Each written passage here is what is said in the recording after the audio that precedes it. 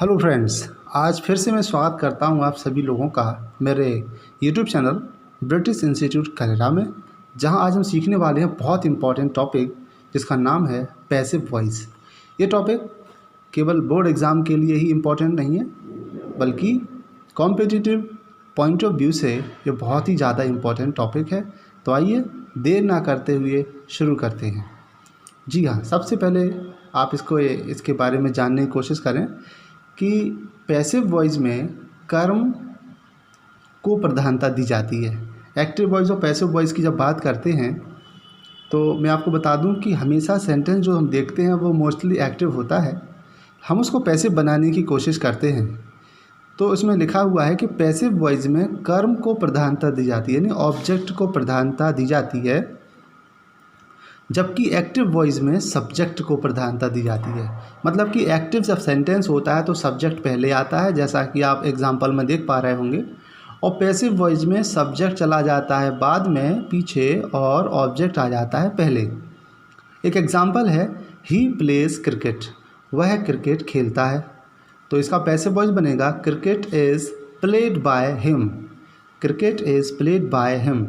ये तो एक छोटा सा एग्जाम्पल है। आइए हम सीखते हैं इसके सामान्य से नियम, जहाँ पर हमको थोड़ी और क्लैरिटी होगी।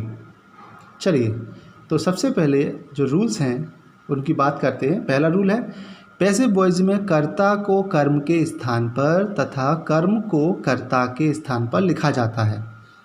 ये हिंदी मीडियम और इंग्लिश मीडियम दोनों बच्चों के लिए ज़रूरी है, दोनों बच्चों के लिए इम्पोर्टेंट है। तो मैं बता देता हूँ कि पैसिव वॉइस में सब्जेक्ट को ऑब्जेक्ट के स्थान पर तथा ऑब्जेक्ट को सब्जेक्ट के स्थान पर लिखा जाता है। दूसरा रूल है कि कर्ता को कर्म के स्थान पर लिखने के ठीक पहले बाय का प्रयोग किया जाता है। मतलब जब सेंटेंस में सब्जेक्ट को पैसिव बनाते हुए जब हम बाद में लिखने को जाएंगे तो उसके ठीक पहले हमें बाय का प्रयोग करना पड़ेगा। और तीसरा इम्पॉर्टेंट रूल ये है कि पैसिव वॉइस में हमेशा क्रिया की थर्ड फॉर्म का प्रयोग किया जाता है, यानी कि वर्ब की थर्ड फॉर्म ही प्रयोग की जाएगी। तो इन बेसिक से रूल्स की ज़रूरत होती है स्टार्टिंग में समझने के लिए। मैं थोड़ा सा और बता देता हूँ कि सब्जेक्ट को ऑब्जेक्ट की जगह पर और ऑब्जेक्ट को सब्जेक्ट की जगह पर लिखते हैं। दूसरा रूल ये है कि जब हम सब्जेक्ट को ऑब्जेक्ट की जगह लिखने को जाते हैं तो उससे ठीक पहले बाय का प्रयोग करते हैं, और पैसिव वॉइस में हमेशा थर्ड फॉर्म का प्रयोग किया जाता है। इतनी बात आपके लिए सबसे पहले जानना ज़रूरी है। अब हम बात करते हैं, कुछ और चेंज होते हैं जो बेसिक से चेंज है लेकिन ज़रूरी है समझना। पहला है चेंज इन पर्सनल प्रोनाउन। आपके सामने एक टेबल बनी होगी। पर्सनल प्रोनाउन में निम्न प्रकार से परिवर्तन किया जाता है। देखिए, सब्जेक्ट की लाइन में आप देख पा रहे होंगे I, we, they, you, he, she, it, ये सारे सब्जेक्ट हैं। जब हम इनको पैसिव वॉइस में ऑब्जेक्ट के रूप में प्रयोग करेंगे तो क्या होगा, आई का मी हो जाएगा, वी का अस, दे का देम, यू का यू होगा, ही का हिम होगा, शी का हर होगा, इट का इट होगा। और जब ये पैसिव वॉइस में ऑब्जेक्ट का काम करेंगे तो उससे पहले बाय का प्रयोग करना पड़ेगा। चलिए अब थोड़ा और आगे बढ़ते हैं, एग्जाम्पल समझते हैं। जैसे एग्जाम्पल है आई लाइक यू। पहला एग्जाम्पल है आई लाइक यू, तो इसका बनेगा you are liked by me, you are liked by me. तो देखो, यू जो बाद में था पहले आ गया, आई जो था बाद में मी बन के आया, उसके पहले बाय का प्रयोग हुआ, लाइक की थर्ड फॉर्म लाइक्ड आ गई और टेंस बदल गया, टेंस की यानी वर्ब बदल गई है। वर्ब कैसे बदलते हैं अभी हम आगे और सीखेंगे। अगला एग्जाम्पल है शी हेल्प्ड मी, उसने मेरी मदद की। तो मी बन के आ गया इसमें I, I was helped by her, I was helped by her. तो शी बन गया बाय हर, मी बन गया इधर पे आई, हेल्प्ड सेकेंड फॉर्म और थर्ड फॉर्म एक सी होती है, नो प्रॉब्लम। और वॉज अभी हम सीखेंगे कैसे आया। अगला रूल है यू पनिश्ड हिम, तुमने उसको पनिश किया यानी दंड दिया। तो सेंटेंस बनेगा he was punished bye you, he was punished bye you. चलिए अब देखते हैं जो वर्ब आती है वो कैसे आती है। तो हम कहेंगे चेंज इन टेंस। टेंस से मतलब टेंस नहीं बदलना, टेंस बदलने से मतलब यहाँ पर क्या है, वर्ब को बदलना। जो हेल्पिंग वर्ब के रूप में जो वर्ड आते हैं उसको बदलना। देखिए, हेल्पिंग वर्ब में भी निम्न प्रकार से परिवर्तन किया जाता है। अभी तक आपने ऊपर ऑलमोस्ट सारे चेंजेस समझ लिए। जो वर्ब होती है वो कैसे बदलती है हम इस टेबल के माध्यम से सीखेंगे। चलिए, सबसे पहले हम देखते हैं present indefinite tense, past indefinite tense और फ्यूचर इंडेफिनिट टेंस। एक्टिव में ये इनके साथ में जो आप देख पा रहे होंगे, एक्टिव में ये इसकी क्वालिटीज़ हैं कि प्रेजेंट इंडेफिनिट में एस या ईएस आता है, डू डज आता है। पास्ट इंडेफिनिट में सेकंड फॉर्म या डिड आती है और फ्यूचर इंडेफिनिट में शैल और विल आता है। करेक्ट। लेकिन जब इनका पैसिव वॉइस बनाएंगे तो देखिए प्रेजेंट इंडेफिनिट के सामने प्रेजेंट कंटिन्यूअस लिखा है, यानी कि हम एज एम आर का प्रयोग करेंगे। पास्ट इंडेफिनिट के सामने पास्ट कंटिन्यूअस लिखा है, मतलब वॉज वर का प्रयोग होगा। और फ्यूचर इंडेफिनिट के सामने फ्यूचर कंटिन्यूअस टेंस लिखा है, जहाँ पर शैल और विल के साथ बी लिखा है, मतलब शैल बी और विल बी होगा। इसका मतलब ये हुआ कि जब भी एक्टिव हमारा प्रेजेंट इंडेफिनिट टेंस में होता है तो हम हेल्पिंग वर्ब प्रेजेंट कंटिन्यूअस से लेंगे। पास्ट इंडेफिनिट में होगा तो पास्ट कंटिन्यूअस से लेंगे और फ्यूचर इंडेफिनिट में होगा तो फ्यूचर कंटिन्यूअस से हम हेल्पिंग वर्ब को लेंगे। ठीक है, अब बात करते हैं और आगे वाले टेंसेस की। अब मान लीजिए फोर्थ नंबर पर लिखा है प्रेजेंट कंटिन्यूअस टेंस और फिर लिखा है past continuous tense.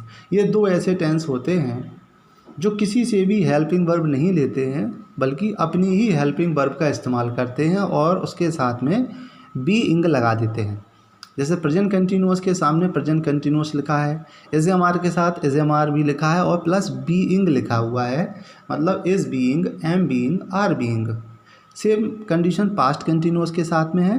Past continuous का टेंस जब आएगा एक्टिव में तो पैसिव में पास्ट कंटिन्यूअस की ही हेल्पिंग वर्ब होगी, वॉज या वर का प्रयोग होगा, बट हमें उसके साथ में बी इंग का प्रयोग करना है। आगे बढ़ते हैं 6, 7, 8।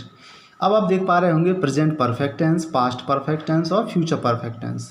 देखिए जब प्रेजेंट परफेक्ट में आपका एक्टिव होगा तो प्रेजेंट परफेक्ट कंटिन्यूअस से आपकी हेल्पिंग वर्ब आएगी, पास्ट परफेक्ट होगा तो पास्ट परफेक्ट कंटिन्यूअस से आएगी और फ्यूचर परफेक्ट होने पर फ्यूचर परफेक्ट कंटिन्यूअस टेंस से हेल्पिंग वर्ब ली जाएगी। मतलब ये हुआ कि जैसे हैज और हैव होगा अगर एक्टिव में तो पैसिव में हैज़ बीन या हैव बीन आएगा, एक्टिव में अगर हैड हुआ तो हैड बीन आएगा, और अगर एक्टिव में शैल हैव या विल हैव हुआ तो पैसिव में शैल हैव बीन या विल हैव बीन का प्रयोग किया जाएगा।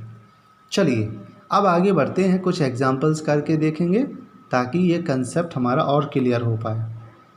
फर्स्ट सेंटेंस है I do not like T, मुझे चाय पसंद नहीं है या मैं चाय पसंद नहीं करता हूँ।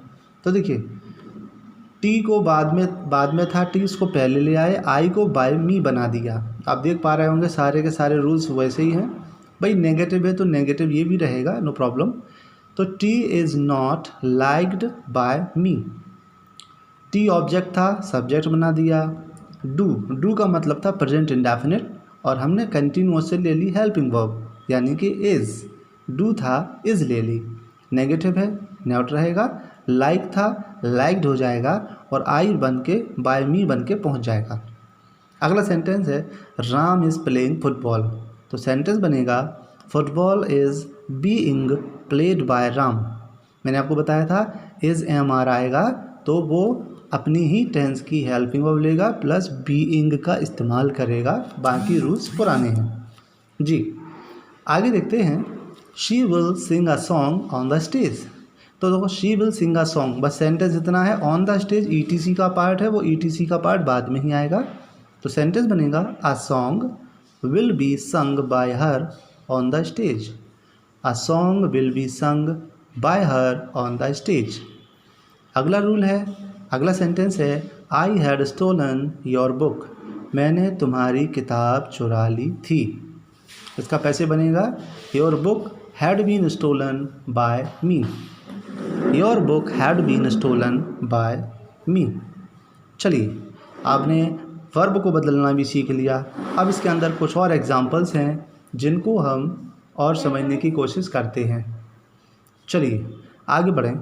सबसे पहले present indefinite tense, present indefinite tense example है ही टेक्स टी, वह चाय पीता है, तो कैसे बनेगा T is taken by him, यानी कि चाय उसके द्वारा पी जाती है। दूसरा है दे स्पीक इंग्लिश, तो बनेगा English is spoken by them.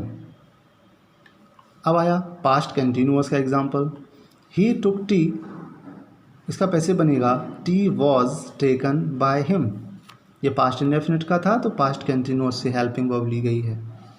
अगला है they spoke English. They spoke English, तो इसका बनेगा English was spoken by them. Next future indefinite के एग्जाम्पल देखते हैं। इसमें आएगा ही विल टेक टी, वह चाय पिएगा, तो पैसे बनेगा tea will be taken by him.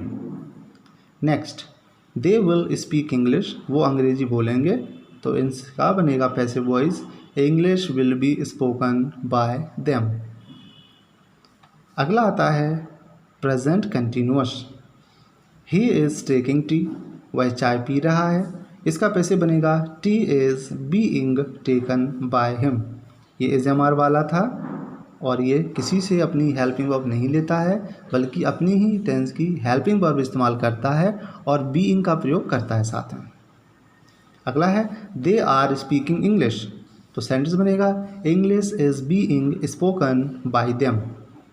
Next example I am singing a song, मैं एक गीत गा रहा हूँ, तो सेंटेंस बनेगा a song is being sung by me. अब बात करते हैं पास्ट कंटिन्यूअस की। इसमें देखिए ही वॉज टेकिंग टी, वह चाय पी रहा था, यानी कि इसका बनेगा T was being taken by him. Next है दे वर स्पीकिंग इंग्लिश, वे अंग्रेजी बोल रहे थे, तो सेंटेंस बनेगा English was being spoken by them. Next present perfect tense, इसका एग्जांपल है ही हैज़ टेकन टी, तो इसका बनेगा tea has been taken by him. अगला है दे हैव स्पोकन इंग्लिश, तो इसका बनेगा English has been spoken by them. अब बात करते हैं पास्ट परफेक्ट टेंस की। इसका एग्जांपल है ही हैड टेकन टी, वह चाय पी चुका था, तो सेंटेंस बनेगा tea had been taken by him. Past perfect के बाद आता है future perfect tense. Future perfect tense का एग्जांपल है he will have taken tea, वह चाय पी चुका होगा, तो पैसिव वॉइस बनेगा tea will have been taken by him, चाय उसके द्वारा पी जा चुकी होगी। नेक्स्ट सेंटेंस है they will have spoken English, तो इसका पैसे बनेगा English will have been spoken by them. I hope आपको एग्जाम्पल समझ में आ रहे होंगे। अगर आपको अच्छा लग रहा है, निश्चित ही अच्छा लग रहा होगा, आप चैनल को सब्सक्राइब कर लीजिए। वीडियो अच्छा लग रहा है तो लाइक करिए और वीडियो देखने के बाद शेयर ज़रूर करिए। चलिए रूल्स के साथ एक नोट समझ लेते हैं, वो एक इम्पॉर्टेंट रूल है और सब्जेक्ट के संबंध में है। देखिए some unknown subjects as one, someone, somebody, anybody, nobody, everybody, people, etc are removed in passive voice. इसका मतलब है कि कभी कभी सब्जेक्ट के रूप में कुछ अननोन सब्जेक्ट आ जाते हैं, पार्टिकुलर पता नहीं रहता है कि इसका सब्जेक्ट कौन है, इसलिए ऐसे सब्जेक्ट को पैसिव वॉइस में हटा दिया जाता है। एग्जाम्पल है someone has stolen my watch, किसी ने मेरी घड़ी चुरा ली है, तो इसका पैसिव बनेगा my watch has been stolen, my watch has been stolen. चलिए आगे बढ़ते हैं। कुछ और ऐसे चेंजेस हैं जो मॉडल्स में होंगे। टेंस में जो चेंज होने थे वो तो हमने सीख लिए हैं। अब बात करते हैं चेंज इन मॉडल्स। तो देखिए आप देख सकते हैं इसमें कि एक्टिव वॉइस में जब मॉडल आए तो पैसिव वॉइस में मॉडल के साथ बी लगाना पड़ता है, और अगर मॉडल हैव आए तो मॉडल के साथ हैव बीन लगाना पड़ता है। एग्जाम्पल के तौर पे जो मॉडल्स हैं वो यहाँ पर दिए गए हैं कि कैन के स्थान पर कैन बी, कुड के स्थान पर कुड बी, मे के स्थान पर मे बी, माइट के स्थान पर माइट बी, शुड है तो शुड बी, मस्ट है तो मस्ट बी, ऑट टू है तो ought to be, need to है तो need to be, dare to के स्थान पर डेयर टू बी, वुड के स्थान पर वुड बी, हैज़ टू की जगह has to be, have to के लिए have to be, had to के लिए had to be, will have to के स्थान पर will have to be, shall have to के स्थान पर शैल हैव टू बी का इस्तेमाल होगा। फिर आते हैं इज एम आर, यानी कि बी का फॉर्म आता है। इज़ टू को is to be, am to को am to be, are to को are to be, was to को was to be, were to को वर टू बी। फिर आया मॉडल के साथ हैव, कुड हैव के साथ आया, अगर कुड हैव आया तो कुड हैव बीन करेंगे, शुड हैव आया तो शुड हैव बीन करेंगे, मस्ट आया, मस्ट हैव आया तो must have been, may have आया तो may have been, might have आया तो माइट हैव बीन, और वुड हैव आया तो वुड हैव बीन।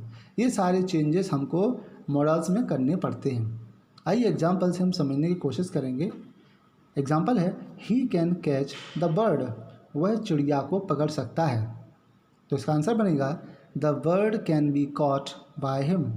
तो कैन के स्थान पर कैन बी कर दिया, वर्ब की थर्ड फॉर्म आई है, सब्जेक्ट को ऑब्जेक्ट और ऑब्जेक्ट को सब्जेक्ट बना दिया गया है।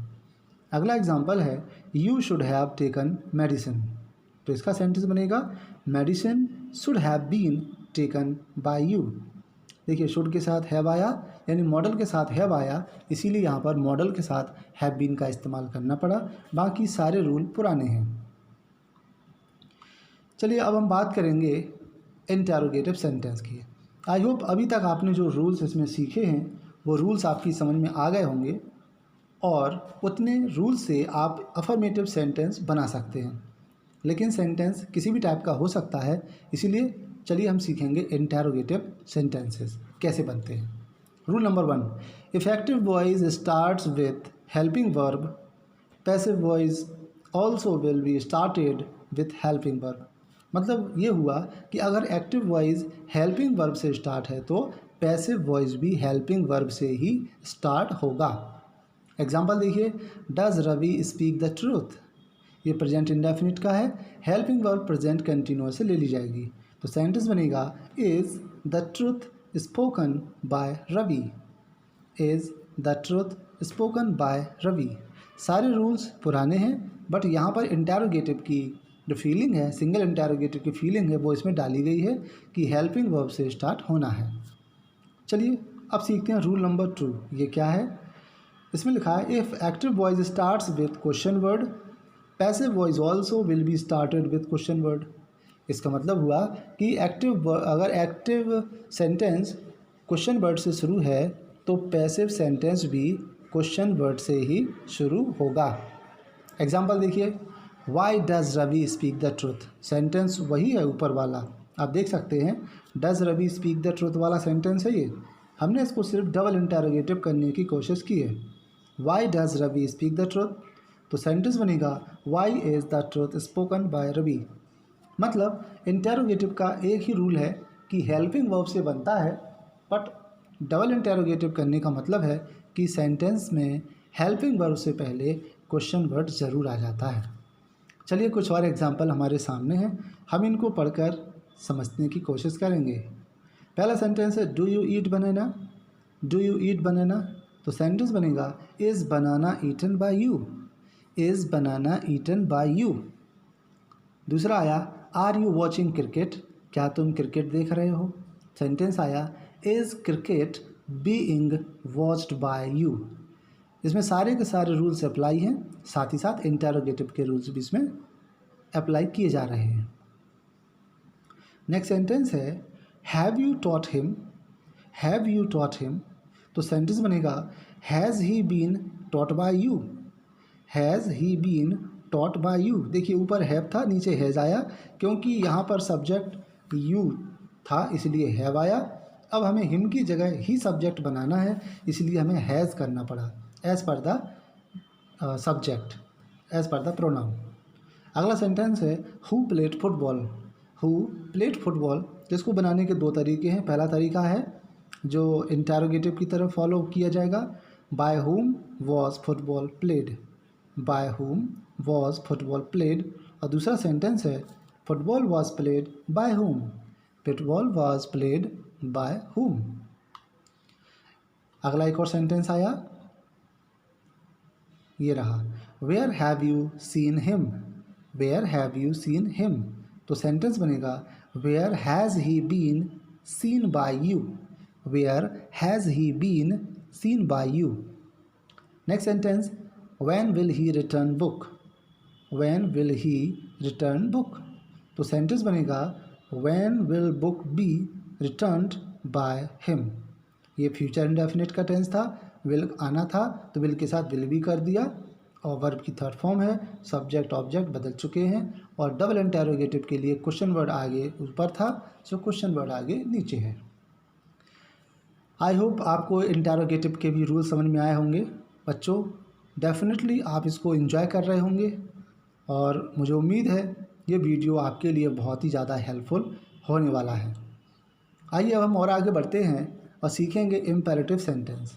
इम्पेरेटिव सेंटेंस को हिंदी में तो कहा जाता है आज्ञा सूचक वाक्य, लेकिन इसमें आज्ञा के अलावा बहुत सारी चीज़ें होती हैं, जैसे कि सलाह, प्रार्थना, सुझाव, मनाही, ऐसी कुछ चीज़ें होती हैं।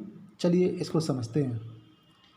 In imperative sentences we found impression of order, request, advice, suggestion and prohibition. मतलब क्या हुआ कि इन आज्ञा सूचक वाक्यों में हमको आज्ञा, प्रार्थना, सलाह, सुझाव और मनाही की फीलिंग दी जाती है, या ये वाली फीलिंग ऐसे सेंटेंस में रहती है। इन सेंटेंस को बनाने के लिए रूल्स थोड़े से बदल जाते हैं। आइए हम इसको अच्छे से समझें। तो इसमें पहला तरीका है if object is there in the sentence, मतलब कि अगर सेंटेंस में ऑब्जेक्ट हो। माय फ्रेंड्स, मैं आपको बता देना चाहता हूँ कि ये ऐसे सेंटेंस होते हैं तो कभी कभी तो इनमें ऑब्जेक्ट होते हैं तो कभी कभी ऑब्जेक्ट नहीं होते हैं।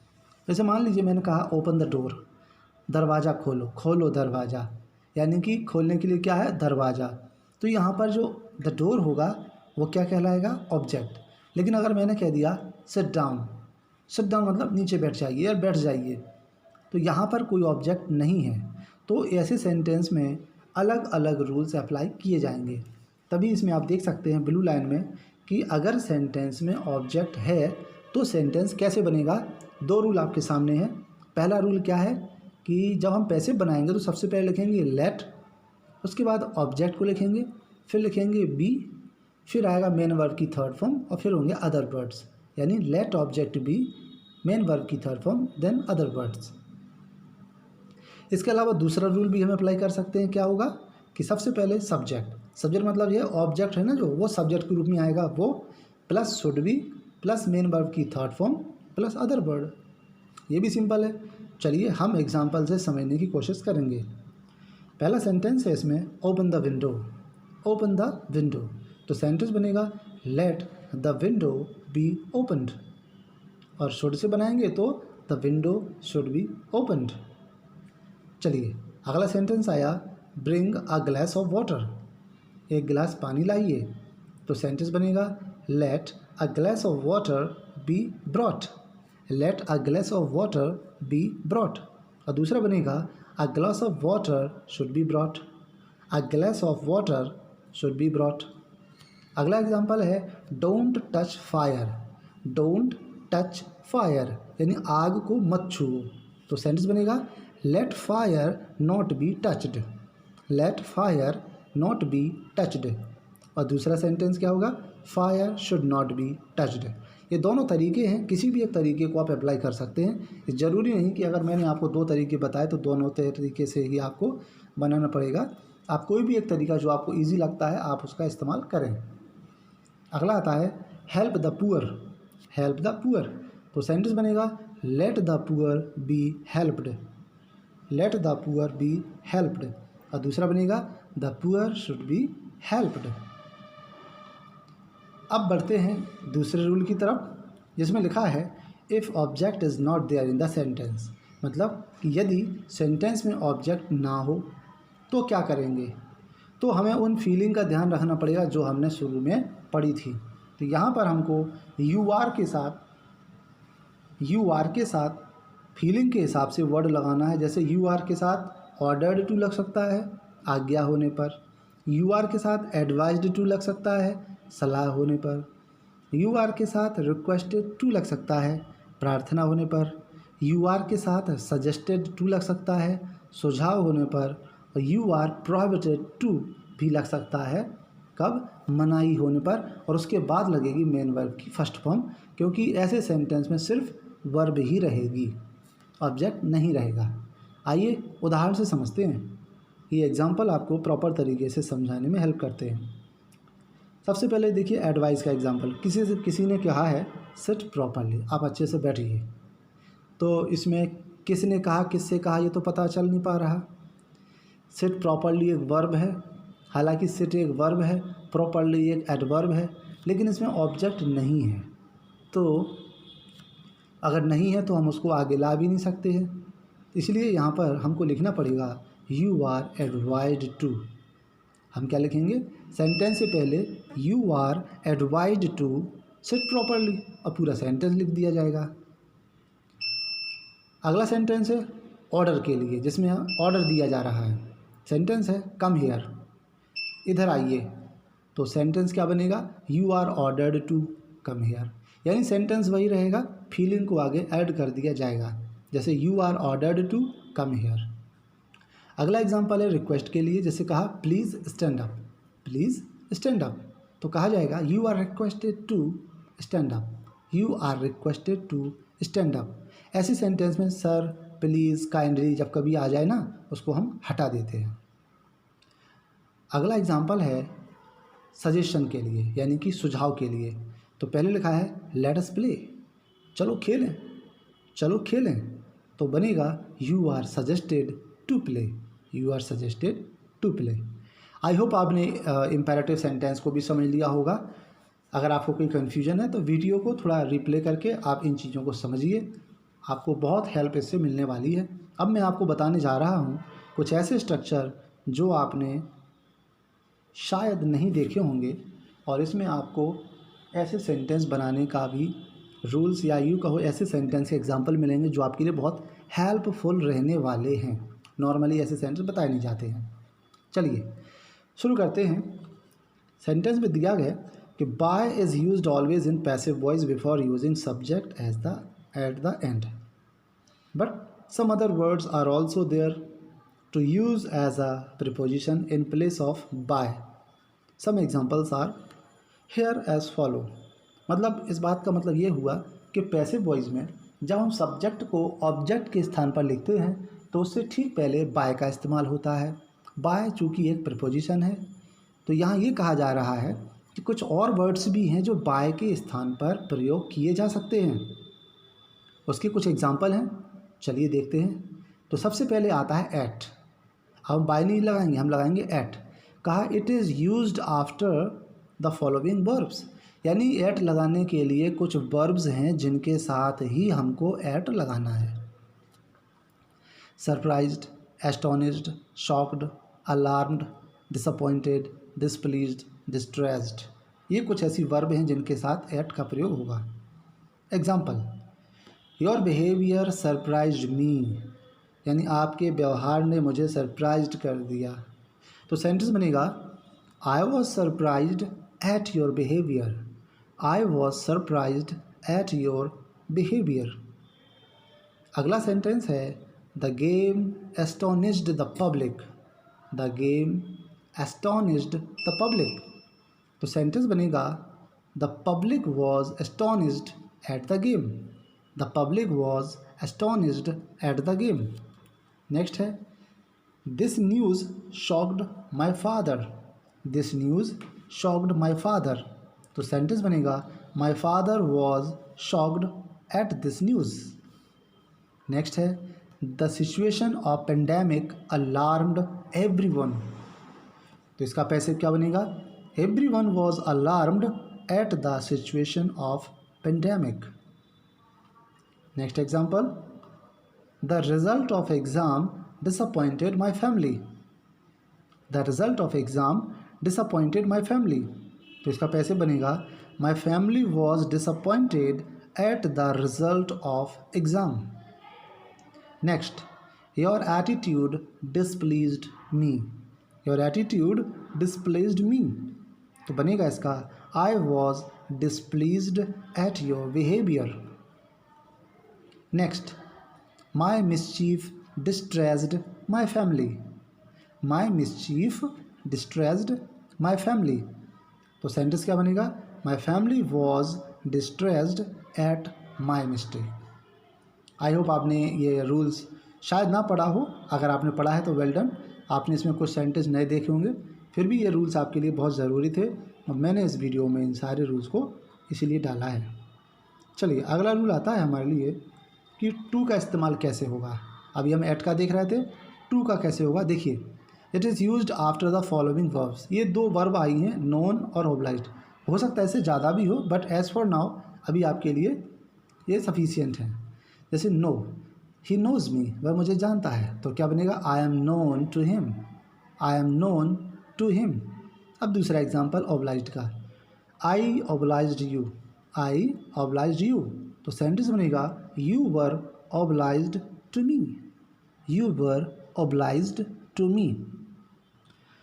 रूल नंबर 3 है इसमें विथ का यूज़, यानी कि अब हम विथ के बारे में सीखते हैं कि विथ कैसे लगता है। तो इसमें कहा है कि it is used after the following verbs, इन क्रियाओं के बाद में लगेगा। प्लीज्ड, सेटिस्फाइड, डिस्गस्टेड, इम्प्रेस्ड, इन वर्ब्स के साथ हमारा विथ लगेगा। जैसे दिस न्यूज़ प्लीज्ड मी, तो सेंटेंस क्या बनेगा, I was pleased with this news, I was pleased with this news.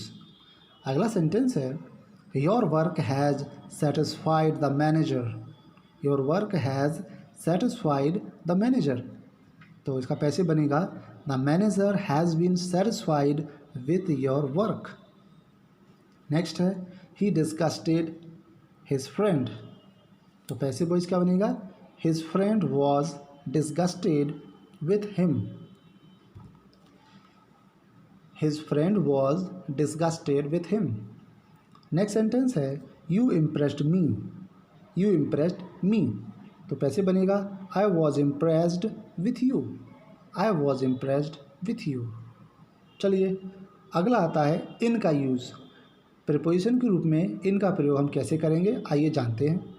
It is used after the following words, ये जो नीचे वर्ब दी गई हैं 3, इनके बाद हम इनका प्रयोग करेंगे। जैसे interested, consisted, content, interested, consisted, content. तो पहला एग्जांपल है this book interested me, this book interested me, यानी ये बुक मुझे बहुत इंटरेस्टेड लगी। दिस यानी इस किताब ने मेरा मन मोह लिया है, तो सेंटेंस बनेगा I was interested in this book, इनका यूज़ हो गया। अगला है this novel consisted 300 pages, this novel consisted 300 pages, तो पैसे बनेगा 300 pages were consisted in this novel. Next use है the box contained old newspapers, तो सेंटेंस क्या बनेगा old newspapers were contained in the box. अब लास्ट में जाते जाते इस वीडियो के लास्ट में आपको बहुत अच्छा एक रूल और देखने को मिलने वाला है, आई होप आपको अच्छा लगेगा। If some sentences starts with there, अगर कोई सेंटेंस देयर से शुरू हो and subject and verb come after to, और वर्ब में या वर्ब है ना वो आता है टू के बाद, this sentences are made using be and third form of verb along with to. आइए इसको समझते हैं। मतलब ये है कि कोई सेंटेंस देयर से शुरू होता है, सेंटेंस बनते बनते टू आता है, टू के बाद अगर कोई वर्ब आती है तो टू के साथ हमको बी लगाकर और वर्ब की थर्ड फॉर्म लगाकर पैसिव वॉइस बनाना है। बहुत एडवांस रूल है, देखिए there is time to study, यानी पढ़ने का समय है, there is time to study, तो सेंटेंस बनेगा there is time to be studied.